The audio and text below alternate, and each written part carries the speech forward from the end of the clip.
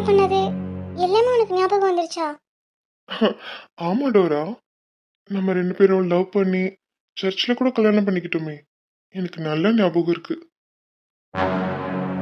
என்ன சொல்றாரு இவரு? இவங்க 2 பேரும் லவ் பண்ணி சர்ச்சில் கல்யாணம் பண்ணிக்கிட்டாங்கன்னு சொல்லிட்டு இருக்காரு. அப்போ இத்தனை நாள் இவர் என்கிட்ட சொல்லிட்டு இருந்ததெல்லாம் பொய்யா?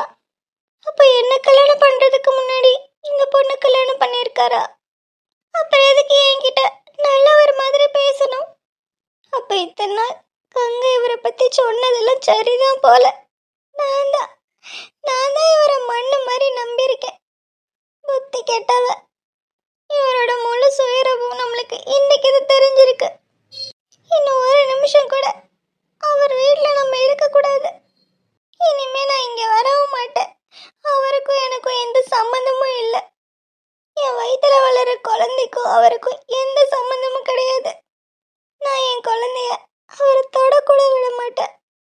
நான் இப்பவே போறேன். நான் இப்பவே இந்த இடத்த விட்டு போறேன். இனிமே அவர்கிட்ட நமக்கு என்ன பேச்சு? அவர் அவருக்கு பிடிச்ச மாதிரி அவர் மூத்த பொண்டாட்டி கூட இருக்கட்டும். நான் இனிமே இங்க இருக்க மாட்டேன். சூப்பர் ராஜன், இத்தனை நாளா இதெல்லாம் நீ மறந்துருந்தியா? இல்ல மறந்த மாதிரி நடிச்சியா? ஏய், உனக்கு என்னாச்சு? எனக்கு ஒன்றும் ஆகலடா. நான் அப்படியே தான் இருக்கேன். நீதான் மாறிட்ட. இத்தனை நாள் நான் இந்த நாளுக்காக தான் வெயிட் பண்ணிட்டு இருந்தேன். உனக்கு எப்போ ஞாபகம் வந்து என்கிட்ட நீ பழையபடிக்கு பேசுறியோ அப்போ நான் உன்கிட்ட சில கேள்விகள்லாம் கேட்கணும்னு நினச்சிருந்தேன். அந்த கேள்வியெல்லாம் இப்போ உன்கிட்ட கேட்கலாமா? கேளு. நீ என்னைய உண்மையாக லவ் பண்ணி தான் கல்யாணம் பண்ணியா அர்ஜுன்? சொல்லு அர்ஜுன். ஆமா, உன்னை உண்மையாக தான் லவ் பண்ணி கல்யாணம் பண்ணேன். இப்போ என்ன அதுக்கு? அப்படியா அர்ஜுன்? அப்புறம் எதுக்குடா நிற மாச கர்ப்பிணியும் கூட பார்க்காம என்னை பாதியிலே விட்டு போனேன்? நான் உன்கிட்ட தான் பேசிட்டு இருக்கேன். என்னைய பார்த்து பதில் சொல்லு. இப்போ உனக்கு என்ன பிரச்சனை? எதுக்கு இப்போ பழசெல்லாம் கிளறிக்கிட்டு இருக்க? தேவையில்லாத விஷயத்தை பற்றி எதுக்கு தேவையில்லாமல் பேசிட்டு இருக்க? உனக்கு வேணா இது தேவையில்லாத விஷயமா இருக்கலாம் அர்ஜுன். எனக்கு இப்போ இது தேவையான விஷயம்தான். நான் கேட்கறதுக்கு மட்டும் பதில் சொல்லு. என்னை உண்மையாக லவ் பண்ணேன்னு சொன்னியே, அப்புறம் எதுக்கு என்னை பாதியிலே விட்டுட்டு போனேன்? உனக்கு இவ்வளோ சொந்த பந்தம் இருந்தோம் ஏன் என்கிட்ட அனாதைன்னு சொன்ன? என்னையும் நம்ம பிள்ளையும் தனியாக தவிக்க விட்டுட்டு இங்கே வந்து நீ 2வது கல்யாணம் பண்ணி சந்தோஷமா வாழ்ந்துட்டு இருக்க. நீ இல்லாம நான் எவ்வளவு கஷ்டப்படுவேன்னு கொஞ்சமாவது யோசிச்சு பாத்தியா? தனியா கை குழந்தைய வச்சுக்கிட்டு அவ எப்படி இருப்பான்னு கொஞ்சமாவது யோசிச்சு பாத்தியா? நம்மளை விட்டு அந்த அனாதை கழுதைக்கு யாரு இருக்கான்னு கொஞ்சமாவது யோசிச்சு பாத்தியா? இல்ல இவ அனாதை தானே, இவளுக்குன்னு எந்த நாதி வந்து நின்ற போது அப்படின்னு வேணும்னே விட்டுட்டு போனியா அர்ஜுன்? என்னைய விட்டுட்டு எதுக்குடா நீ இன்னொரு கல்யாணம் பண்ண? என் காதல் உனக்கு பத்தாம போயிருச்சா? இல்லை என் காதல் உனக்கு போர் அடிச்சிருச்சா? எந்த விதத்துல நான் உனக்கு பிடிக்காம போனேன்? நீ இன்னொருத்தி தேடி போறதுக்கான காரணம் என்ன? ஏன் இத்தனை நாள் என்னை பார்க்க வரல? சொல்லு அர்ஜுன், இதுக்கான பதில் எனக்கு சொல்லியே ஆகணும். நீ சொல்லு. இதுக்கு தான் இந்த லவ் எதுவுமே வேணான்னு நம்ம ஒதுங்கி இருந்தோம். எனக்கு தெரியும் இந்த மாதிரி ஏதாவது தேவையில்லாத சென்டிமெண்டல் டார்ச்சர் நமக்கு இருக்கும்னு நினச்சிதான் நான் இங்கே வரமாட்டேன்னே சொன்னேன். நான் என்ன நினச்சி வந்தேனோ அதுதான் நடந்துட்டுருக்கு. இவ கேட்கறதுக்கெல்லாம் பதில் சொல்லணுங்கிற அவசியம் எனக்கு கிடையாது. அர்ஜுன், என்ன இப்போ என்ன தெரிஞ்சுக்கணும் உனக்கு? இவ்வளவு நேரம் நான் கேட்ட கேள்விக்கு எனக்கு பதில் கிடைக்கணும். பதில் சொல்ல முடியாதுன்னு சொன்னா நீ கேட்டுட்டு இருக்கிறதுக்கெல்லாம் பதில் சொல்லணும்னு அவசியம் எனக்கு இல்லை. அப்போ நீ என்கிட்ட பேசாத. எப்போ நான் கேட்ட கேள்விக்கு பதில் கிடைக்குதோ அப்போ நம்ம புருஷன் பொண்டாட்டி சேர்ந்து வாழலாம். அது வரைக்கும் நீ யாரோ நான் யாரோ. இந்த வீட்டில் தான் இருப்பேன், உன் கூட தான் இருப்பேன். ஆனால் நம்ம 2 பேரும் புருஷன் பொண்டாட்டி கிடையாது. நீ என் பிள்ளைக்கு அப்பாவா மட்டும் இருந்தால் போதும். எப்போ நீ நான் வேணான்னு இன்னொருத்தையை கல்யாணம் பண்ணியோ அப்போவே நம்ம காதல் செத்து போச்சு. இதெல்லாம் உனக்கு என்னைக்கு ஞாபகம் வருதோ அப்போ இதெல்லாம் கேட்கலான்னு தான் நான் இருந்தேன். இப்போ தான் என் மனசுக்கு திருப்தியாக இருக்கு. கல்யாணம் ஆன நாள்லேருந்து இன்ன வரைக்கும் நீ உன் இஷ்டப்படி தான் நடந்துட்டுருக்க. இப்போவும் நீ உன் இஷ்டப்படி நடந்துக்கோ. நான் உன் விஷயத்தில் எதுலேயும் நான் தலையிட மாட்டேன். ஆனால் அப்பா அப்பா நீ எங்கிட்டு இருக்க, நம்ம பிள்ளையை மட்டும் ஒதுக்கிறாத. இதுதான் நான் உன்கிட்ட கேட்டுக்கிறேன். First and last request. வேற உன்கிட்ட இருந்து எனக்கு எதுவும் வேண்டாம். நினைச்சேன் நினைச்சேன் இப்படிலாம் ஏதாவது நடக்கும்னு நான் நினைச்சேன். வேணாம் அர்ஜுனே, நமக்கு இந்த லவ்வே வேணாம். நீ எதுக்கு இங்க வந்த? சொத்துக்காக தானே? அது கிடைச்சதோ போய்கிட்டே இருப்போம். சரி, இத்தனை வருஷமும் நம்மளையே நினைச்சிட்டு இருக்காளே, இவ கூட சேர்ந்து வாழலான்னு ஒரு நிமிஷம் யோசிச்சுட்டேன். அது எவ்வளோ பெரிய தப்புன்னு அழகா புரிய வச்சுட்டு போயிட்டா. It's okay, fine. இனி எந்த கில்ட்டி ஃபீலிங்கும் இல்லாம நம்மளோட லைஃப்பை நம்ம பார்த்துக்கலாம். No love, no responsibilities. எனக்கு நானே ராஜா, அவ்வளோதான். அம்மா, அப்பா,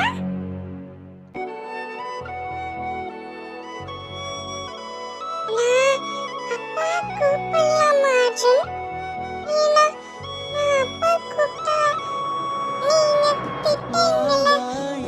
அப்பா கூப்பிடாத அர்ஜுன்னு சொல்லுங்க. ஆனா இப்ப நான் 2 வாட்டி அப்பான்னு கூப்பிட்டேன். ஆனா நீங்க ஒண்ணும் சொல்லல. இப்படி கூப்பிடட்டுமா அப்பா? உன் பேர் என்ன? நான் உங்ககிட்ட சொன்னேனேப்பா, என் பேரு அப்பு. அப்பு. உன் பேர் ரொம்ப நல்லா இருக்கு. ரொம்ப தேங்க்ஸ் அர்ஜுன். எனக்கு நிறைய டாய்ஸ்லாம் வாங்கி கொடுத்தீங்கல்ல, அதனால நான் ரொம்ப ஹாப்பி. இனிமே நான் உங்ககிட்ட எது கேட்டும் தொந்தரவு பண்ண மாட்டேன். சரி, நான் போய் விளையாடுறேன். ஏ, என் பையன் என் பையன் பார்க்க அப்படியே என்ன மாதிரியே இருக்கான்.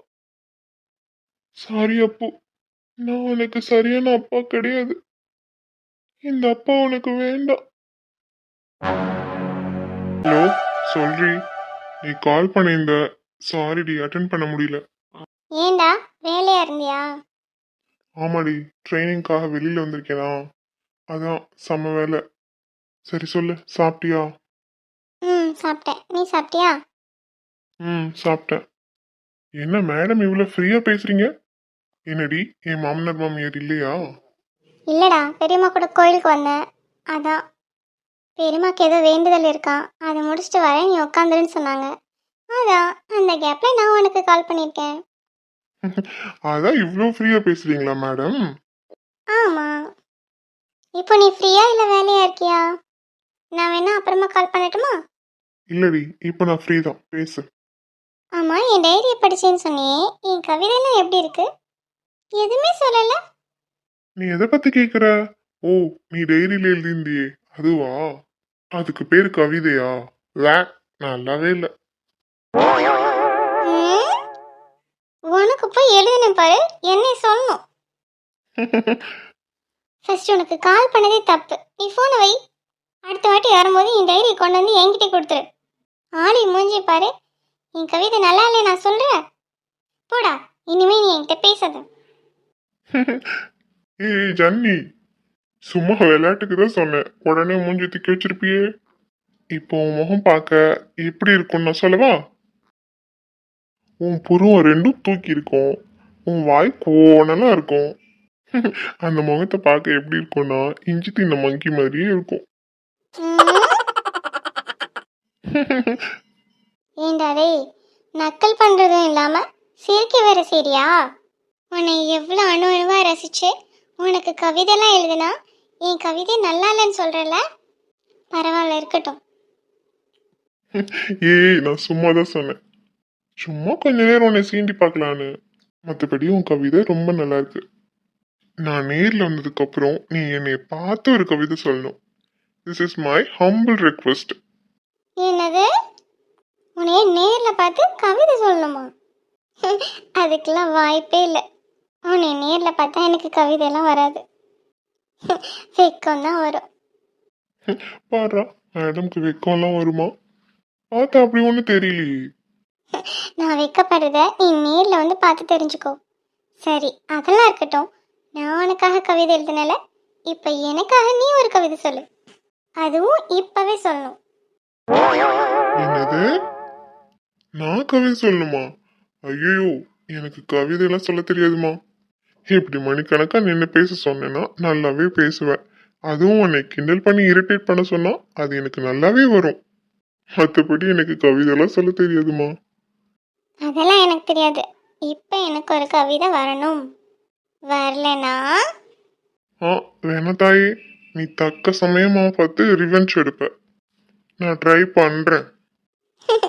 ம் அது சரி சொல்லு. நான் சின்ன இருக்குன்னு சொல்லு பார்ப்போம். ம் இப்படி டக்குன்னு கேட்டா என்னத்த சொல்றது? யோசிடா ஜான். என்ன சொல்லலாம் என்ன சொல்லலாம்? ஆ இப்ப சொல்றேன். ம் சொல்லு. பல்லாயிரம் மலைகளை கடந்து, பல்லாயிரம் நதிகளை கடந்து, பல்லாயிரம் கடல்களை கடந்து நான் ஏன் இங்க வந்திருக்கேன் தெரியுமா?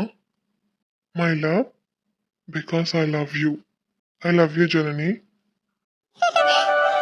ஏய் ஜான், இது நிஜமாவே நல்லா இருக்கு. நான் கூட நீ ஏதாச்சும் சொதப்பலாம் சொல்லுவ, என் கவிதை கிண்டல் பண்ண மாதிரி நான் உன்னை கிண்டல் பண்ணலாம்னு நினைச்சேன். ஆனா செம்மையா சொல்லிட்டேடா. நிஜமாவே நல்லா இருக்கு. I love you too John. நிஜமாவா? நிஜமா நல்லா இருக்கா? ரொம்ப நல்லா இருக்குடா நிஜமாவே. எதுக்கு சிரிக்கிற? இல்ல, நீ தனுஷ் படம்லாம் பாக்குறது இல்லையா? பாப்பேன். ஏன் கேக்குற? இல்ல, கேட்கணும்னு தோணுச்சு. நீ 90s டைம்லலாம் வந்த படம்லாம் பார்த்திருக்கியா? இல்லடா, ரீசெண்டா அந்த படம் தான் பார்த்துருக்கேன். அப்போ சரி. அப்போ நான் உனக்காக இன்னொரு கவிதை சொல்லட்டுமா? ம் சொல்லு. என்ன அழகு, எத்தனை அழகு, கோடி மலர் கொட்டிய அழகு, என்றந்தன் கை சேர்ந்ததே. ம் நைஸ்டா. அப்புறம் சின்ன அழகு, சித்திரை அழகு, சிறு நெஞ்சை கொத்திய அழகு, என்றந்தன் தோல் சாய்ந்தது. எப்படி இருக்கு? இது நான் கஷ்டப்பட்டு நானே உனக்காக யோசிச்சு யோசிச்சு எழுதின கவிதை. அப்படியா? நிஜமாவே நல்லா இருக்கு ஜான். பைத்தியம் என்ன சொன்னாலும் நம்பிடுவா போலயே. என்னது? என்ன சொன்ன? ஆ நத்திங். சரி சரி ஜான், பெரியம்மா வந்துட்டாங்க, நான் அப்புறமா கால் பண்றேன். சரி சரி பாய். பைத்தியக்காரி பைத்தியக்காரி. போமா ஜானி. சரி பெரியம்மா. என்ன சுத்தி என்னதான் நடக்குது? நான் பாக்குறது எல்லாம் நிஜமா இல்ல பிரம்மையா? இன்னைக்கு அந்த பொண்ணு கிட்ட மாமா சொன்னது உண்மைனா அப்ப என்கிட்ட சொன்னது பொய்யா? இல்ல என்கிட்ட சொன்னது உண்மைனா இப்போ அந்த பொண்ணு கிட்ட சொன்னது பொய்யா? ஒண்ணுமே புரியல. சட்டுன்னு அவர் மேல வெறுப்பும் வர மாட்டேங்குது. இதெல்லாம் உண்மைன்னு என் கண்ணு சொல்லுது, ஆனா இதெல்லாம் உண்மையா இருக்காதுன்னு என் மனசு சொல்லுது. கண்டிப்பா என் மனசு சொல்றதுதான் நான் கேட்பேன். ஏன்னா என் மாமா எப்பயும் தப்பு பண்ண மாட்டாரு. அப்புறம் ஏன் அந்த பொண்ணுகிட்ட அப்படி சொல்லிட்டு இருந்தாரு? இதை யாருக்கிட்ட போய் சொல்றது? கங்கா, சத்யா மாமா. சத்யா மாமா கிட்ட தான் சொல்லணும். கௌரி, கங்கா எங்க? அவ சந்தைக்கு போயிருக்கா மாமா. நீ ஏன் சோகமா இருக்க? அதான் அர்ஜுன் வந்துட்டான்ல. மாமா, நீங்க அவகிட்ட பேசுனீங்களா? இல்ல, நான் காலையில அவன் வந்ததை பார்த்தேன். நான் பேசலான்னு போனேன். அதுக்குள்ள எனக்கு ஒரு இம்பார்ட்டன்ட் கால் வந்துருச்சு. அப்படியே நான் ஸ்டேஷனுக்கு போயிட்டேன். சரி, நைட்டு வந்து பேசிக்கலான்னு நானும் விட்டுட்டேன். ஏன் கௌரி? இல்ல மாமா, அவங்க வந்துட்டாங்கன்னு ஜனனி என்கிட்ட சொன்னா. நானும் அவங்கள பார்க்கறதுக்கு வேகமா போனேன். அப்போ அவங்க ரூம்ல அந்த பொண்ணுகிட்ட பேசிட்டு இருந்தாரு. நம்ம 2 பேரும் லவ் பண்ணி கல்யாணம் பண்ணதெல்லாம் எனக்கு ஞாபகம் வந்துடுச்சு நிம்மின்னு. அந்த பொண்ணுகிட்ட பேசிட்டு இருந்தாரு மாமா. என்ன சொல்ற கௌரி? ஆமா மாமா, அப்படிதான் அந்த பொண்ணுகிட்ட பேசிட்டு இருந்தாரு. எனக்கு அதை பார்த்ததுல இருந்து நிம்மதியாவே இல்லை மாமா. நான் பார்த்ததை நம்புறதா நம்ப கூடாதான்னு எனக்கு தெரியல மாமா. அவன் எதுக்கு அந்த பொண்ணுகிட்ட போய் அப்படி பேசணும்? அதான் மாமா, எனக்கு அப்பத்துல இருந்து சந்தேகமாவே இருக்கு. ஏய், எதுக்கு நீ இங்க கூட்டு வந்திருக்க? யாரோட வீடு இது? தாஸ் தாஸ் கத்தாதீங்க. இது அந்த அர்ஜுனோட பொண்டாட்டியோட அம்மா வீடு.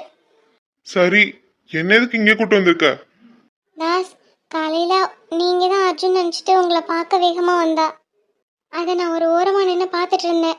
நீங்களும் நிம்மியும் பேசிக்கிட்டு இருந்ததை அவள் பார்த்துட்டு அழுதுகிட்டே போனான். சரி, இப்போ அதுக்கு என்ன? அவ அழுதா எனக்கு என்ன வந்துச்சு? ஹே லிசன், இப்போ எனக்கு என்னோட வேலை நடக்கணும். அந்த சொத்து டீட்டெயில் உள்ள பத்திரத்தெல்லாம் எதுல வச்சிருப்பாங்க? இப்போ எனக்கு அதை சொல்லு. என்னால இங்க ஒரு நிமிஷம் கூட இருக்க முடியல. நான் வந்த வேலையை பார்த்துட்டு போயிட்டே இருக்கேன். தாஸ் தாஸ், ஏன் இவ்வளோ அவசரப்படுறீங்க? நான் தான் உங்களுக்கு ஏற்கனவே சொல்லியிருக்கேன், இங்கே நீங்கள் ஒரு மாதம் ஸ்டே பண்ணால் மட்டும்தான் நீங்கள் வந்த வேலை சுலபமும் முடியும். நீங்கள் இந்த வீட்டு பையன்தான் எல்லாரும் நம்பினா மட்டும்தான் உங்களை நம்பி அவங்க பத்திரத்தெல்லாம் கொடுப்பாங்க. அப்போ தான் நீங்கள் உங்கள் பேரில் மாற்றிக்க முடியும். ஷோபா, ப்ளீஸ் தாஸ், ரொம்ப கோவப்படாதீங்க. இப்போ நான் உங்களை இங்கே எதுக்கு கூட்டு வந்திருக்கேன்னா, இப்போ அந்த அர்ஜுனோட பொண்டாட்டி மனசில் அவன் தான் எல்லா தப்பும் பண்ணியிருக்கான்னு லைட்டாக சந்தேகம் வந்துடுச்சு. இப்போ நீங்கள் என்ன பண்ணுறீங்கன்னா, அவளோட சந்தேகம் உண்மைதானே நீங்கள் அவகிட்ட பேச போகிறீங்க. உங்கள் எல்லாத்துக்கும் தெரியாமல் நான் தான் அந்த நிம்மியை கல்யாணம் பண்ணேன்னு அவகிட்ட நீங்கள் சொல்லுங்கள். அவள் அந்த அர்ஜுனை வெறுக்கணும், அதுதான் எனக்கு வேணும். அதுக்கேற்ற மாதிரி நீங்கள் பேசணும். அதுக்கப்புறம் அந்த பொண்ணு அந்த வீட்டு பக்கமே வரமாட்டா. அப்புறம் நீங்கள் கேட்ட சொத்து டீட்டெயில்ஸ் எல்லாமே அந்த வீட்டு மூத்த மருமக மகா கையில் தான் இருக்குது. அதாவது அந்த அர்ஜுனோட மூத்த அண்ணனோட வைஃப் கிட்ட தான் இருக்குது. நாளைக்கே அந்த பொண்ணு மகா கிட்ட போய் எனக்கு கொஞ்சம் காசு வேணும், கொத்துச்சாவியை கொடுன்னு கேளுங்க. அவளும் கண்டிப்பாக கொடுப்பா. அதுக்கப்புறம் நீங்கள் அந்த பீரோக்குள்ளே பார்த்தீங்கன்னா நீங்களே இந்த இடத்த விட்டு போக மாட்டீங்க. இன்னைக்கு நான் சொன்னதை மட்டும் செய்யுங்க அர்ஜுன். சரி. எனக்கு அந்த அர்ஜுன் மாதிரிலாம் பேச தெரியாது. நான் ஸ்ட்ரைட் ஃபார்வர்ட். இந்த வளைஞ்சு குழஞ்செல்லாம் எனக்கு பேச தெரியாது. கொஞ்சம் அவன் எப்படி பேசுவான்னு சொல்லு. ஓகே தாஸ், கண்டிப்பாக சொல்கிறேன். அந்த அர்ஜுன் அவனோட ஒய்ஃபை ஜிமிக்கின்னு தான் கூப்பிடுவான் மோஸ்ட்லி. அப்புறம் அந்த அர்ஜுன் வட்டார மொழியில் தான் பேசுவான். அது எப்படின்னு நான் உங்களுக்கு சொல்கிறேன். அவங்க அண்ணன்கிட்டயும் அப்படி தான் பேசுவான். இப்போ அவங்க அண்ணனும் உள்ளே தான் இருக்கான். அதனால அவங்க 2 பேர்கிட்ட பேசும்போது கொஞ்சம் பார்த்து அர்ஜுன் மாதிரி வட்டார மொழியில் பேசுங்க. எப்படின்னு சொல்லு. ஒரு வாட்டி சொன்னேன்னா அதை நான் பிக்கப் பண்ணிடுவேன். ஓகே தாஸ், கண்டிப்பாக சொல்கிறேன். நீ ஒன்றும் கவலைப்படாத கௌரி. அவன் வரட்டும், நானே கேட்குறேன். மாமா மாமா வேண்டாம், நீங்கள் அவங்கக்கிட்ட எப்பயும் போலயே பேசுங்க. சரி கௌரி. மாமா அவங்க தான் வராக. வாடா அர்ஜுனே. என்னல சத்யா?